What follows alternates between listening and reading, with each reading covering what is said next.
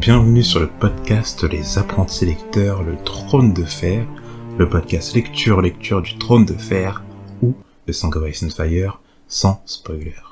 Pourquoi tu chuchotes? Parce que j'essayais de poser ma voix, faire un peu comme, tu vois, les podcasteurs qui font de l'ASMR. Je pense que ça peut être une voix assez agréable pour nos auditeurs. Targaryen. Donc aujourd'hui, nous nous retrouvons pour la 3e partie de la nouvelle du Chevalier Errant. Je sais pas si c'est l'avant-dernière ou s'il nous reste encore 2 parties. Je verrai ça à l'écriture. Mais bon, on va continuer cette aventure. Donc je suis toujours présent avec Guillaume. Toujours là. Et puis eh bien, on va reprendre là où nous vous avons laissé la dernière fois. Donc Guillaume, est-ce que tu peux faire un petit résumé de la partie dont on va parler aujourd'hui? Oui, bien sûr. Alors, après avoir obtenu le droit de participer au tournoi par Baelor Targaryen, Dunk se rend à la première journée de tournoi, où va se succéder beaucoup d'affrontements entre champions et challengers. Mais il y aura un match qui marquera particulièrement les esprits, c'est celui qui oppose Aerion le flamboyant et Humphrey Harding, où Aerion, dans toute sa cruauté, va blesser délibérément le cheval de son adversaire, le renverser et lui briser la jambe. Le soir même, Dunk sera invité par Raymond Fossois pour discuter autour d'un verre, quand il sera interrompu par l'œuf, parce que Aerion sera en train de s'en prendre à Tansel, la marionnettiste, dont Dunk semble s'être légèrement épris. Dunk va alors s'interposer et l'œuf va révéler son identité pour arrêter son frère. Il est Aegon Targaryen, comme on l'avait dit dans le dernier épisode. Et malgré le soutien d'Aegon, Dunk sera emprisonné dans le château de Sandreguet et ne pourra pas assister à la 2e journée de tournoi. Merci Guillaume pour ton résumé. Donc c'est parti. Après que vous ayez écouté la délicieuse voix de Guillaume qui vous a résumé ce dont on va parler aujourd'hui, nous pouvons entrer dans les détails. Donc après la rencontre des princes Targaryens, Dunk revint au campement. La marionnettiste de Dorne était en train de donner une représentation de Jonquil et Florian le Foll. Donc on l'a aussi connu dans le premier tome sous le nom de Florian l'Idiot. Lors de cette représentation, on assiste juste à la rencontre de ces 2 protagonistes. Donc oui, c'est vrai que bon, depuis le premier tome, on a beaucoup parlé de Jonquil et Florian. Enfin beaucoup, je sais plus. Mais je crois 3 fois. Peut-être, il me semble, c'est pas dans les chapitres de Sansa. Si, exactement. Quelque chose comme ça, ouais. Dans les chapitres de Sansa, lorsqu'elle évoque les histoires d'amour. Donc elle évoque à chaque fois, Jonquil et Florian, ou sinon Aemon Chevalier Dragon et la princesse Nyris. Donc là, on a un peu un aperçu de cette histoire, donc justement, qui est évoquée à plusieurs reprises par Sansa. Et j'ai bien aimé ce petit passage parce que quand les deux ils se rencontrent, t'as Jonquil qui lui dit qu'elle le connaît sous le nom de Florian le Foll, et lui qui répond qu'il est tout autant chevalier que fou, car tous les hommes sont fous et tous les hommes sont des chevaliers quand ils se retrouvent face à une femme. Je trouve que c'était assez beau, tu vois. Vraie phrase de Lover, mais en tout cas ça marchait. Moi j'appelle ça une disquette. Perso. En tout cas, elle a marché sur moi. Dunk se présenta ensuite à la Dornienne afin qu'elle puisse lui peindre un nouveau blason sur son bouclier. On l'avait précisé dans le chapitre précédent, c'était le prince Baelor qui avait ordonné à Dunk de se peindre un nouveau blason parce que un blason ne peut se transmettre que dans la famille et pas de maître à écuyer. Dunk ne sait cependant pas quel motif il voudrait. Et j'adore que comme il lui dit, quand justement il dit à la Dornienne qu'il sait pas quel motif il voudrait, vous devez me prendre à moitié fou, et qu'il lui répond avec un sourire en coin, tous les hommes sont des fous et tous les hommes sont des chevaliers. C'est vraiment un petit truc, je trouve que ça m'a titillé un peu. Une petite répartie. Au final, le motif que Dunk choisit fut un orme au crépuscule, avec une étoile filante au-dessus. J'avoue, je sais pas trop ce qu'on me demande, je sais pas trop ce que je dirais si on me demandait un jour qu'est-ce que je voudrais comme blason. J'ai jamais réfléchi. Mais c'était les sujets, mais tu vois, mais je trouve que c'est assez compliqué en fait. Hein. Ouais, c'est comme se trouver un nom, un blast de rappeur. Non, mais encore un pseudo, je pense que ça peut être facile parce que bon, tu peux te référer à beaucoup de choses, mais un blason, je pense que c'est assez complexe. Hein. Sauf que tu sais que ça va te suivre toi et toute ta famille derrière. Faut bien choisir. Quand tu penses qu'il y a des blasons éclatés quand même, hein. Je veux dire, tu prends un sanglier, genre, tu vois. C'est pas dans la série où Lena Tyrell elle fait genre oh la fleur ça pue la merde. Genre, Ouais. c'est naze. Le premier jour des combats, Dunk aperçut le prince Baelor aux côtés du lord de Sandregué. Il pensa rapidement qu'il ne ressemblait pas à un Targaryen avec ses cheveux noirs, alors qu'on sait qu'une des caractéristiques des Targaryens est leurs cheveux blancs platine. Donc Guillaume, est-ce que tu peux rappeler à nos auditeurs pourquoi les cheveux de Baelor sont noirs? Parce que la graine est vigoureuse. Ah oui, tu peux. Je référence à Robert, ok. Non, c'est pas sa mère qui est dornienne ou un truc comme ça? Si, C'est ça. exactement. Et tu te souviens qui est sa mère? Non, et tu m'en demandes beaucoup là. Pas tellement, parce que ça on en a parlé beaucoup de fois. Je sais pas. Bah du coup c'est sa mère c'est la femme de Daeron II. Et tu sais on avait dit que Daeron II c'est celui qui avait réussi à réunifier les 6 couronnes ou les 7 couronnes avec mariage, Dorne ouais. par le mariage avec une femme du nom de Maria. Donc Maria la princesse de Dorne. Et alors du coup là on va commencer à alors du coup on avance dans les tomes donc maintenant on va commencer à utiliser un peu ce qui se passe autour de nous, donc sur les forums et sur sur internet. Et du coup je me rappelle que lors de ma première lecture, enfin quand j'avais fini ma première lecture, quand j'étais allé un peu sur internet, je me rappelle que ça c'était une des justifications que les fans utilisaient pour justifier la théorie Rhaegar plus Rhaegar et Lyanna égale Jon. Parce que bon, Jon du coup il serait d'ascendance targaryenne par son père Rhaegar, mais du coup il aurait pas les cheveux blond platine des Targaryens. Et du coup ça serait justifié parce que justement Lyanna, sa mère, aurait les cheveux noirs. Et tu sais on avait déjà dit, je sais pas si tu te rappelles, que justement une des caractéristiques des filles du Nord, donc comme Lyanna Stark, a été d'avoir les cheveux noirs. Oui, bah on en a parlé quand on parlait un peu des caractéristiques de Arya par rapport à Robb, etc. Ou Pas ça. bah si, Robb les cheveux Tully et Oui. et le faciès typiquement Stark de Jon et de Arya. C'est ça. Bah pourquoi tu me dis non? Non, parce qu'on avait parlé spécifiquement à un moment donné, mais c'était par rapport à Jane Poole. En gros, Jane Poole, on avait dit que c'était dans un chapitre de Ned, et où il disait que justement par rapport à Jane Poole, c'est pas que les Stark, mais typiquement les filles du Nord, c'était les cheveux noirs à leurs caractéristiques. Et du coup, oui, donc ça c'est une des justifications qui dit que justement en fait ça serait un des indices glissés par Martin pour nous faire comprendre que Jon c'est pas parce qu'il est, enfin pour faire comprendre que Jon c'est pas parce qu'il a les cheveux noirs que ça pourrait ne pas être un Targaryen quoi. Oui, ok. Mais du coup c'est intéressant parce que oui du coup les Targaryens sont pas forcément obligés d'avoir les cheveux les cheveux blond platine. Il y en a qui ont des cheveux noirs et une mèche dorée. Ouais.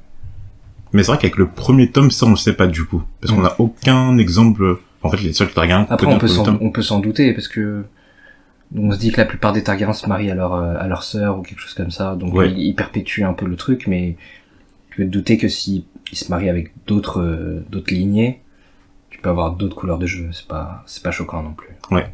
Mais du coup, c'est intéressant parce que tu peux dire que, justement, comme cette tradition déposée dans la tradition valérienne, déposée, parce qu'on sait qu'Aegon le Conquérant a épousé ses deux sœurs, mais que chez les Targaryens, ils épousaient leur famille, donc ça a dû créer quelques problèmes, sûrement, que Daeron II épouse une princesse dornienne, tu vois, qui ont l'impression que ça a un peu souillé la lignée, quoi.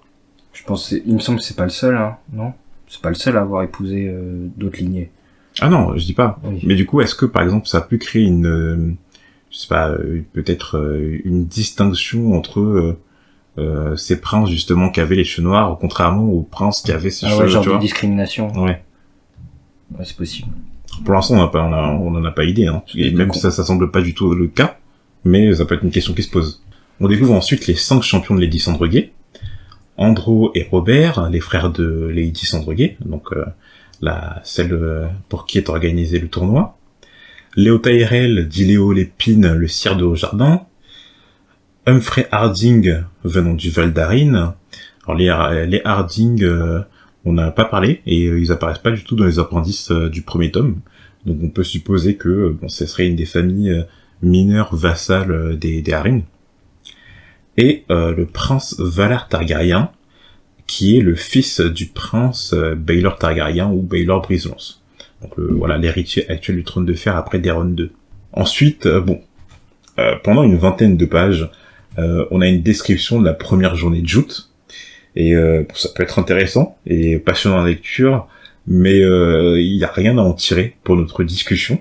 Donc si vous êtes curieux, allez lire ou relire ce passage, mais on va pas en parler dans cet épisode.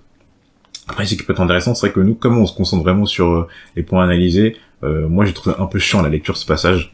C'est vrai que, déjà, je trouve que la plupart du temps, quand même, on décrit vachement l'action, mais là, c'est au-dessus de nos capacités, là. C'est trop. Non, mais il y a beaucoup de bagarres, voilà. Je crois qu'on s'en fout un petit peu pour l'instant. Ouais, c'est vrai que c'est Osef. Après, je peux dire que Martin, genre, il décrit bien l'action. Alors ça, c'est sûr. Il décrit bien ce qui se passe. Il y a aucun problème pour s'imaginer, voilà, les différentes joutes. Mais juste, on s'en bat les couilles un peu. Ouais, moi, ça m'a ennuyé, hein, je vais pas mentir. Bien décrit ou mal décrit, ça m'a ennuyé. On peut cependant noter qu'à un moment donné, Dunk reconnaît le prince Targaryen qu'il avait vu à la sortie des écuries, lors de sa première visite au château de Sandroguet. Et c'était en vérité le prince Aerion le Flamboyant, un des fils de Méccar Targaryen. Donc, c'était ni Valar ni Mataris, du coup. Non. Du coup, c'était ce prince. Et du coup, alors, je vais poser la question, du coup, par rapport à son surnom, Aerion le Flamboyant, est-ce que tu penses déjà que c'est qu'on lui a donné ou que c'est lui qui se l'est donné? Et pourquoi on lui aurait donné ce surnom? Bon, déjà, bon, s'il ne se l'est pas donné, on aurait pu lui donner soit par des faits de guerre, soit parce qu'il a un caractère vraiment flamboyant, quoi, il est ultra sanguin. Ok. Soit il y a aussi son destrier qui est rouge. Ouais. Pourquoi pas? Peut-être que c'est caractéristique de lui. Donc voilà. Soit il est talentueux, soit c'est juste un trait de caractère, soit c'est son destrier. Soit je crois son armure était très flamboyante, non? Ouais. Ouais. Un de ces trois en tout cas. Ouais. Mais c'est vrai que quand on se pose la question, est-ce qu'on peut... On s'est jamais demandé si les surnoms des souverains Targaryens, c'était l'histoire qu'ils leur avaient donnée, ou c'était eux-mêmes qui s'étaient attribué leur surnom, tu vois. Par Aegon l'Indigne, je suppose que c'est pas lui qui se l'est donné. Oui. Mais par exemple... ouais, non, c'est vrai que quand tu y penses, t'as l'impression que tous les surnoms, c'est l'histoire qu'elle leur a donnée. Ouais, parce que le bienheureux, tu vois, en général, tu dis pas toi-même que t'es bienheureux. Ouais, Baelor le bienheureux, Aegon le Conquérant, bon, voilà, ok. L'invraisemblable, ça m'étonnerait que, genre, je représente Aegon l'invraisemblable. C'est vrai. Comme Maegor le Cruel, je pense pas qu'il s'est qualifié lui-même de cruel. Oui. Donc peut-être que Flamboyant, c'est l'histoire qu'il lui a donnée. Même tous, hein, le conquérant et tout, en général, tu dis pas que t'es conquérant, c'est après. C'est ça. Mais du coup, ce qui est chelou, c'est que là, en fait, on qualifie déjà de Flamboyant, tu vois. Peut-être qu'il a fait des dingueries, c'est pas, hein, pour l'instant. Oui, c'est vrai, tu me diras Baelor Brise-Lance, par exemple. Oui. Et donc, c'est noté que ce Aerion Flamboyant était aussi le prince de l'Estival de la maison Targaryen. Alors, du coup, c'est la deuxième notion de principauté de la maison Targaryen qu'on rencontre. La première étant le prince de Père-Dragon. Donc, généralement, tu te rappelles, Guillaume, le prince de Père-Dragon était donné à quel titre? Quel titre? Ouais. Je sais pas. Alors, généralement, le prince de Père-Dragon le donne à l'héritier, en fait, du trône. D'accord. Donc, c'est pour ça que, par exemple, à un moment donné, Daenerys était désignée comme la princesse de Père-Dragon. Ou là, par exemple, Baelor Brise-Lance, actuellement, c'est le prince de Père-Dragon. Mais le prince de l'Estival, ça, pour l'instant, on n'a aucune idée. Mais c'est une deuxième principauté. Et du coup, je sais pas si t'as checké où était l'Estival sur la carte. Non. Tu peux me le dire. Ok, alors, il faut que t'ailles, en fait, sur la garde de nuit, ils disent que l'Estival, c'est dans la confluence entre le Bif, les terres de l'orage et Dorne. Et du coup, parce que du coup, faut que tu prennes la carte du livre, pour ce que je vais te dire. Ça, c'est un des trucs dont on n'a pas parlé au début, mais parce que, soit peut-être t'allais le remarquer tout seul, ou soit on allait l'aborder à un moment donné, mais du coup, c'est la première fois qu'on va l'aborder. Et avec vous aussi, les auditeurs. Mais du coup, sur la légende des cartes, je sais pas si t'as remarqué, mais il y a 4 légendes. Il y a château, ville, château en ruine, et les bourgs. Et en fait, si tu regardes bien, les châteaux en ruine, donc si vous avez aussi la carte française, dans des tomes français, mais aussi dans le tome anglais, parce que j'ai vérifié dans le tome en VO, les châteaux en ruine, il y en a 3 de marqués en tout cas dans la carte du premier tome, sur la carte de Westeros. Harrenhal, probablement. Non. Et il est pas en ruine? Alors du coup, il y a 3 châteaux en ruine, et il y a au niveau du mur, alors ce qu'on appelle Reine Couronne. Je sais pas si tu vois. Ici. Il y a un des châteaux en ruine au niveau du mur qui s'appelle Reine Couronne. Ok. Donc on peut supposer que, tu sais, on avait parlé dans le premier tome, mais en gros, on savait qu'au début de la garde de nuit, il y avait 19 ou 20 châteaux qui étaient utilisables par la garde de nuit, et qu'au fur et à mesure, vu que les effectifs avaient baissé, maintenant la garde de nuit n'en utilisait plus que 3. Donc Fort-Levant à l'est, au centre Château Noir, et puis à l'ouest Tour-Ombreuse. Mais on sait qu'il du coup il reste 16 ou 17 châteaux qui sont utilisés. Donc du coup, sûrement ce château en ruine Reine Couronne. Mais du coup, si Martin a jugé bon de le mettre dans sa légende et sur sa carte, c'est que ça doit être quand même un lieu assez important. Ouais. Ok. Donc deuxième lieu, l'Estival, on va en parler un peu plus tard. Et troisième lieu, c'est Vieille Pierre, qui est situé au niveau du Complon. Okay. Vieille Pierre ou Holstone en anglais. Normalement, si t'as vu la série, ça te dit quelque chose. Le nom te dit quelque chose. Surtout dans la dernière saison. Ah oui, putain, il y a un champ. C'est bon, je me souviens. Du coup, pour bon, on va laisser de côté Vieille Pierre et Reine Couronne, parce que pour l'instant, c'est pas cité. Mais pour l'Estival, du coup, est-ce que tu penses que c'est un rôle symbolique par rapport aux Targaryens?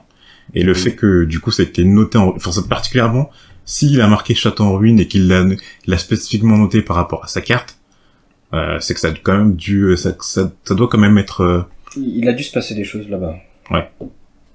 Après, je peux pas te dire quoi, je sais pas. Mais on sait que, de toute façon, actuellement, c'est pas pour l'instant, c'est pas en ruine.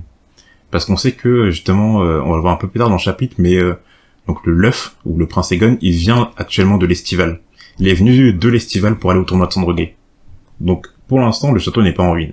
Et bon, revenons au prince Aerion le Flamboyant. Donc les premières impressions qu'on a de lui ne sont pas super positives. On le voit manquer de respect à son oncle, le prince Baelor, en lui faisant un salut assez sec. Il est respectueux envers ses adversaires, et on sent qu'une haine anime l'œuf, car il ne cesse de crier « Tue-le !» au premier adversaire qui a dû affronter le prince Aerion. Et tu sens que ça vient du cœur, le tue, tu vois. Ouais. Tu sens qu'il veut sa mort. Ah, tu sens que le petit, il en peut plus. Vraiment, il a vu ça, il avait la haine. Je l'imagine avec les yeux rouges. Ouais, il était vénère. Et bon, on a la confirmation un peu plus tard que Aerion est bel et bien un bel enfoiré au cours du tournoi. Tu peux expliquer? Bah, je l'ai dit dans le résumé, mais en gros, il combat pas à la loyale, genre il vise le cheval, quoi. Quitte à vraiment... Je suppose si tu vises le cheval, vu que tu fais tomber les deux et pas seulement le truc, ouais. Comme... Donc le mec il s'est pété la jambe sous son étalon, quoi. Comme quand tu tombes en moto, tu t'éclates la jambe.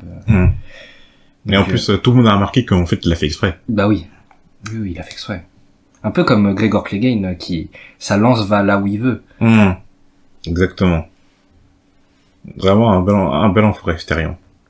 Et en plus, vrai comportement de Vislar, parce qu'on apprend que en présence de son père, il se comporte comme une personne pieuse. Donc vraiment, genre le mec, tu sais, devant tes parents, t'es tout sage, et dès qu'ils s'en vont, tu vois. Ça c'est du vrai comportement de bully, genre. Exactement. Là, c'est les gens, ouais, ça, tu vois, typiquement le genre de comportement comme le comportement de Sansa m'énerve. En retournant au campement, Dunk retrouve la marionnettiste, cette fois-ci en train de donner une représentation de Nymeria. Donc on avait appris dans le premier tome que Nymeria c'était une Amazone et la reine de Rhoyne qui menace son peuple au-delà du détroit.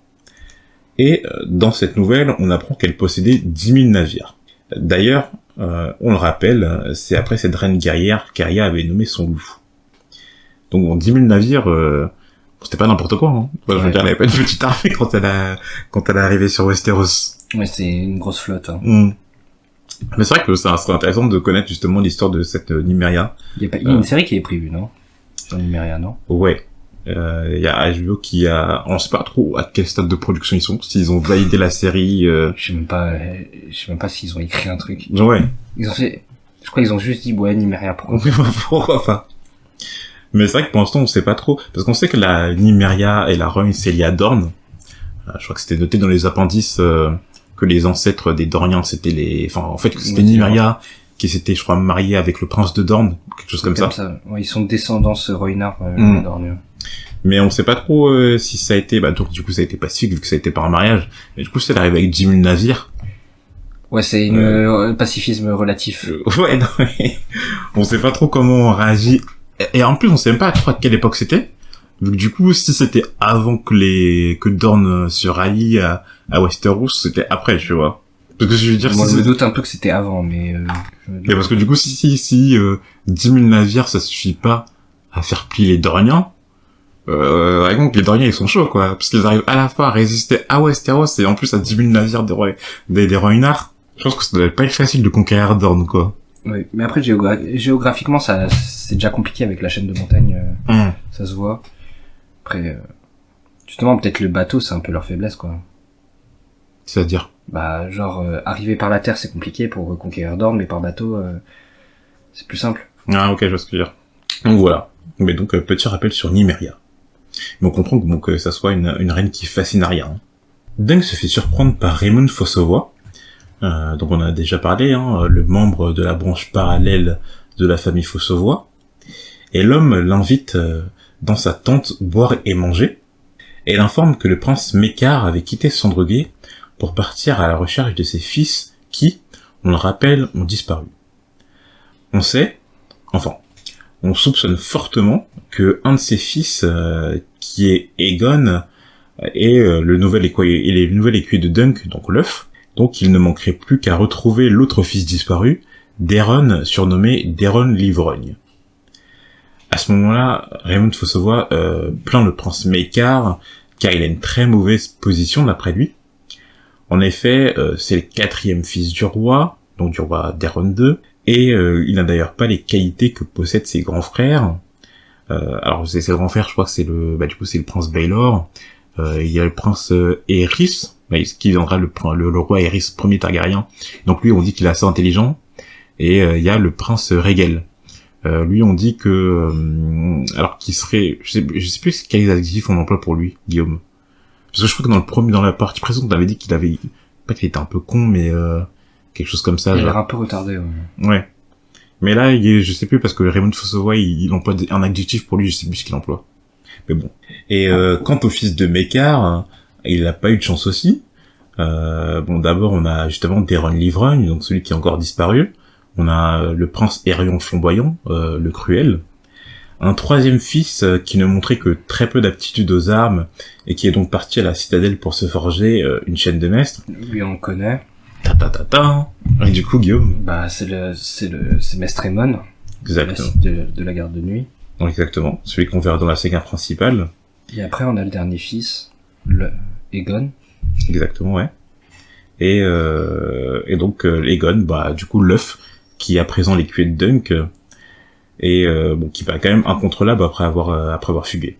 Mais du coup, c'est marrant que Raymond Fossavoy, il plaint le prince Méccar, quand on sait, nous, qu'au final, Méccar deviendra roi, ainsi que donc l'œuf, donc Aegon V plus tard. Je sais plus comment on appelle cette, je sais pas si c'est une figure de style, mais tu vois, cette ironie où nous, on sait en avance que les personnages vont devenir, mais les personnages ne le savent pas eux-mêmes. Ça a un nom, mais j'ai oublié ce que c'était. Une petite ironie du sort, mais... L'œuf les interrompit dans leur discussion, avertissant Dunk qu'Aerion était en train de détruire le stand de la marionnettiste de la Dornienne et qui lui faisait du mal. En voyant ce spectacle, Dunk ne put se retenir et frappa le prince de sang Aerion le Flamboyant. Le prince a placé garde afin d'immobiliser Dunk et s'apprêtait à le tuer, mais l'œuf s'interposa et les gardes s'agenouillèrent devant lui en le reconnaissant. Le prince Aegon, petit frère du prince Aerion et fils du prince Méccar. Lorsqu'Aerion lui demanda ce qui était arrivé à ses cheveux, l'œuf répondit qu'il se l'était rasé afin de ne plus lui ressembler. Tu sais, ça me fait penser à My Hero Academia, Shoto qui refuse d'utiliser le feu pour pas ressembler à son père. Ouais, donc on l'a déjà dit, mais il a l'air d'éprouver une viscérale envers son frère, Aegon. Ouais, franchement, s'il serait arrivé quelque chose à Arion, il aurait eu aucun regret. Mais du coup, ça fait plus penser à qu'il s'est passé quelque chose de plus personnel entre deux, en fait. Plus que le fait que Arion soit juste horrible. T'as l'impression qu'il y a vraiment quelque chose qui s'est passé entre lui et son petit frère pour que l'œuf ressente à tel point une aussi grande haine. Alors, je peux penser à, ouais, peut-être il l'a violé ou quelque chose comme ça, mais, non, mais tu vois, je vais partir super lourd. Ouais, je pense qu'il a bien battu plein de trucs, du sale. On retrouve Dunk un peu plus tard, enfermé dans une tour du château de Sandreguet. De là où il était, Dunk pouvait entendre distinctement les bruits de la deuxième journée du tournoi, et à la fin de celle-ci, il reçut la visite de l'œuf. Non, du prince Aegon Targaryen, comme il le savait à présent. Aegon lui confirma que l'œuf était son surnom, que c'était son grand frère Aemon, donc voilà notre maître Aemon, hein, qui l'avait ainsi nommé, et que, à présent, même les membres de sa famille le nommaient ainsi. L'œuf lui expliqua la raison de ce mensonge, qu'il devait servir d'écuyer à son frère Daeron l'Ivrogne, mais que celui-ci a faussé compagnie à leur escorte. Daeron ne tenait pas à participer au tournoi, mais l'œuf aussi a-t-il profité du fait que Dunk s'y rende pour l'accompagner. Nous terminons cet épisode au moment où l'œuf apprend à Dunk que le prince Baelor le convoque et souhaite le voir. Donc voilà, bon, on a terminé pour cette troisième partie, un peu plus courte que les précédentes, mais bon, c'est vrai que voilà, ça devient... Bon, on a envie de contourner quand même sur la saga principale, je pense, toi et moi. Ouais. Pas que la nouvelle est pas intéressante, mais c'est plus la saga principale qui nous intéresse plus que les nouvelles, même si on sait que bon, elles peuvent prendre de l'importance par la suite. Juste que voilà, bah, c'est surtout qu'en fait, comme il y a pas de chapitre en fait dans la nouvelle, que tout est à la suite, c'est vrai que t'as pas l'impression de prendre des pauses. Il y a pas d'espace en fait, donc tout est confiné en fait dans une même histoire et ça peut être un peu chiant par moment quoi. Ouais. Mais bon, j'espère qu'on vous l'a rendu un peu plus attrayant l'histoire, que vous avez apprécié quand même de nous écouter. Et puis voilà, la prochaine fois on vous retrouve peut-être pour la dernière partie. Et bon, si ça se complique un peu, peut-être qu'il restera 2 parties, mais je pense que la prochaine ça sera la dernière partie. Voilà. Donc comme toujours, vous pouvez nous noter et nous commenter sur les différentes plateformes d'écoute. On est présent sur les différents réseaux sociaux. Pas Instagram parce que bon, moi j'ai la flemme de tenir le compte et je sais pas si je vais te dire Guillaume. La flemme. j'ai pas le temps. Et voilà. Mais ce qu'on vous demandera toujours quand même, c'est de partager le podcast autour de vous, parce que c'est ça qui pourrait nous faire vivre. Donc voilà. Nous faire vivre tranquille, on a un métier. Hein. Je veux dire sentimentalement parlant. Ouais. Voilà. Donc eh bien, à la prochaine. À la prochaine.